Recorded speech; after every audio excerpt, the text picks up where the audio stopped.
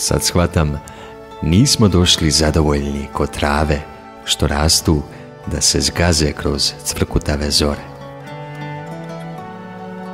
Mi smo zvezde što ludo u mrak se stremoglave i zbog jednog bljeska ne žale da izgore.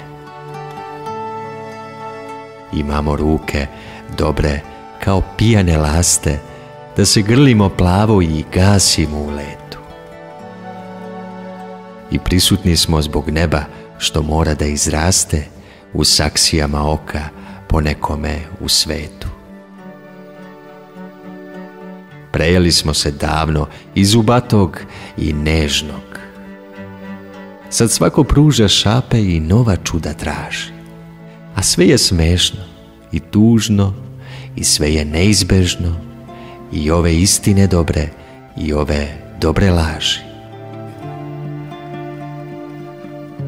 Prejeli smo se, kažem, i svako ume da sanja i svako ume da psuje i ore daljine glavom.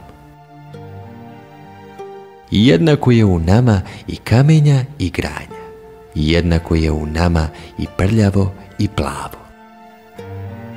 I svesni smo da smo lepi isto koliko i ružni. Stigli smo gde se gmiže i stigli gde se leti i znamo šta smo dali i znamo šta smo dužni i šta smo juče hteli i sutra šta ćemo hteti. Goreli smo, ali nismo postali pepeo sivi, od kojeg bujaju žita i obale u cvetu.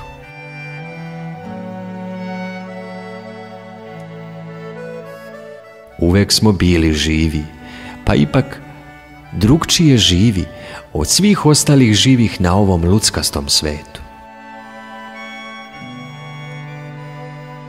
I najzad, tako je dobro što nismo samo trave, što talasanja svoja nijednom vetru ne damo, već smo zvezde što sjajem sve nebo okrvave, željne da budu sunce, makar trenutak samo.